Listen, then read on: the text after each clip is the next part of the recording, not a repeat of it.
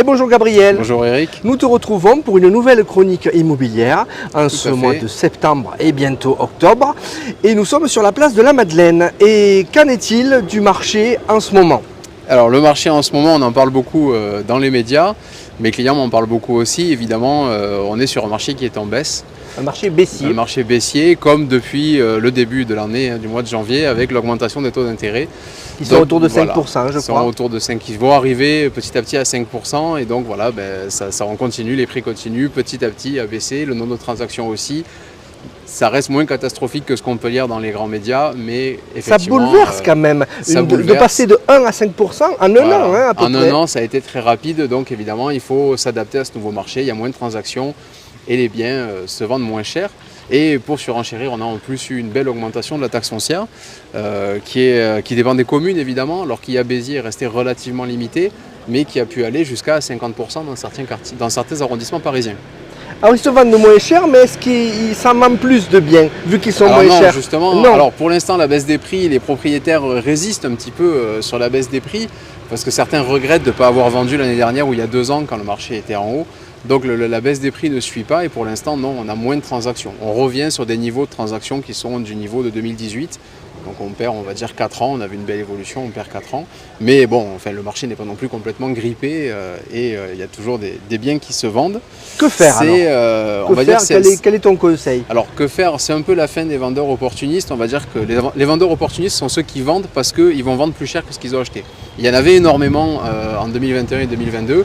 Maintenant, c'est la fin. Les personnes qui vendent sont des personnes qui doivent vendre et moi je le vois parmi les clients.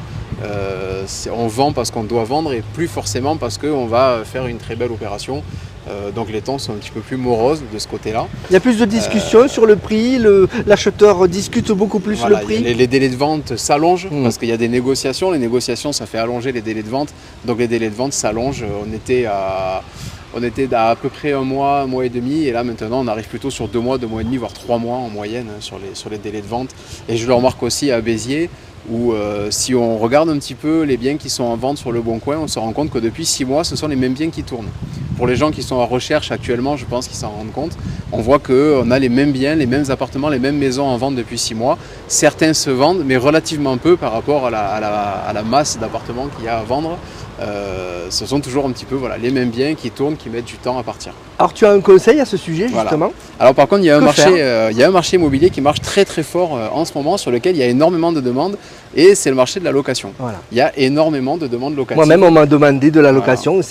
Sur Béziers, les gens ont du mal à trouver. Et pourquoi? Alors, sur Béziers, il y a frilosité des locations. Alors voilà, il y a la frilosité des propriétaires à mettre en location avec tous les problèmes qu'on connaît, et puis bon, tous les fantasmes aussi qu'il y a dessus, les locataires qui vont dégrader, qui ne vont pas payer. Ça reste des événements qui sont extrêmement minoritaires, mais qui sont tellement traumatisants pour le propriétaire quand ils arrivent, qu'il va en parler à tout le monde et dissuader tous les autres propriétaires de mettre en location, ce qui est dommage. Alors que ça se passe bien dans la majeure partie des cas. Ça se passe bien en 99% des cas. Ça peut rapporter de l'argent et puis surtout il y a énormément de demandes. Donc un appartement qui est mis en location aujourd'hui, il va être loué dans la semaine pour peu que le prix soit relativement cohérent. Donc pour les vendeurs qui voudraient vendre mais qui n'y sont pas obligés, peut-être attendez un petit peu, attendez quelques mois, au moins que les taux d'intérêt se soient stabilisés, que la hausse soit finie et vous pouvez mettre en location là en plus c'est la rentrée. Donc on peut ça fait une rentrée d'argent qui n'est pas négligeable. Ça fait une rentrée d'argent, ça participe sur notre achat puisque les banques prennent en compte les revenus locatifs pour notre achat. Et là en plus c'est la rentrée, bon un petit peu tard, mais il est encore possible de trouver des étudiants, le Saint Graal des propriétaires bailleurs. Merci Gabriel et à la fois prochaine. Merci Eric. Pour ce point régulier et nous le ferons dans un autre endroit de Béziers la prochaine fois. Sûrement, merci Eric.